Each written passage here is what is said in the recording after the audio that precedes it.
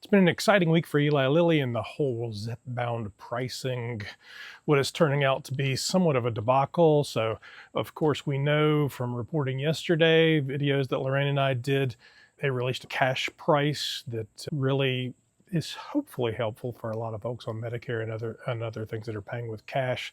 But the news continues because turns out the coupon that we use, that savings coupon, actually went up $100 if you're insured but not covered for the insurance of Zepbound. So thanks very much. Well, good to know, however, that late yesterday, Senator Bernie Sanders, whether he was watching one of our blogs or somebody else's, or his team just figured it out, discovered the same thing. So he's on it.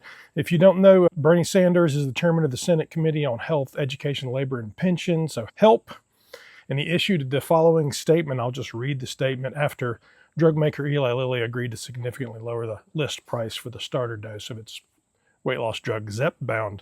So he says, last month, President Biden and I co-authored an op-ed demanding that Novo Nordisk and Eli Lilly substantially lower the outrageously high prices they are charging Americans for popular weight loss drugs and diabetes drugs. In fact, Bernie said, that if these profitable pharmaceutical companies refuse to substantially lower prescription drug prices in our country and end their greed, we will do everything within our power to end it for them.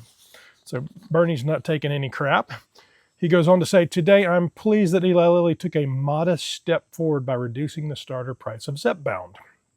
The good news is that Eli Lilly lowered the list price for the starter dose of Zepbound from $1,000 a month to $399 a month, and the second dose to $549 a month. The bad news, however, his letter goes on to say, is that Eli Lilly raised the cost that Americans have been paying for Zepbound under its patient assistance program from $550 to $650, so up $100. In addition, Eli Lilly has still refused to lower the outrageous price of Mounjaro that Americans struggling with diabetes desperately need. There is no rational reason other than greed why Mounjaro should cost $1,069 a month in the United States, but just $485 in the United Kingdom and $94 in Japan. He goes on to say, and let's be clear, even with this modest price reduction for Zepbound, millions of Americans will still be unable to afford the diabetes and weight loss drugs they desperately need. Further, at the outrageously high prices that Eli Lilly and Novo Nordisk are charging the American people for these widely used drugs, Medicare would likely go bankrupt. He goes on, I look forward to discussing the high cost of diabetes and weight loss drugs with the CEO of Novo Nordisk at a HELP committee hearing on September 24th. I also look forward to engaging with Eli Lilly to urge them to further reduce the list prices of Zepbound and Mounjaro that they sell in America. He goes on, bottom line, there is no rational reason why the American people continue to pay by far the highest price in the world for prescription drugs. That has got to change. So, no matter your politics, this isn't a blue question, a red question, doesn't matter to me. I don't want to argue over whether you like Bernie Sanders.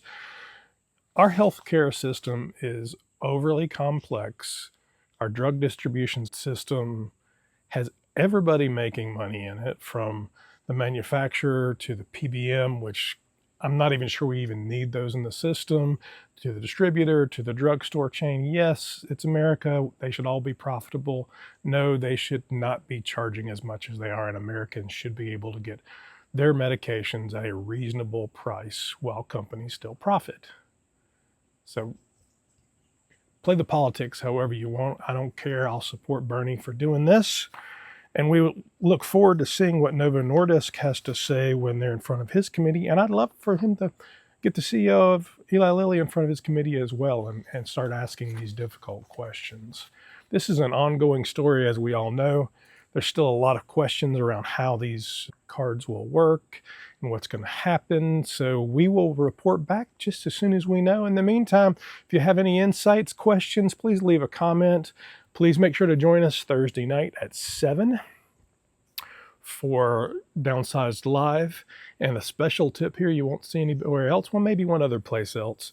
Lorraine and I will also be on Dave Knapp's Live Thursday night as well. I think it's 9 o'clock Central, maybe. and we'll be chatting with Dave from On the Pen. So thanks for inviting us, Dave. We will see you on Thursday. In the meantime, like and subscribe. I'm Christopher Durham for The Downsized.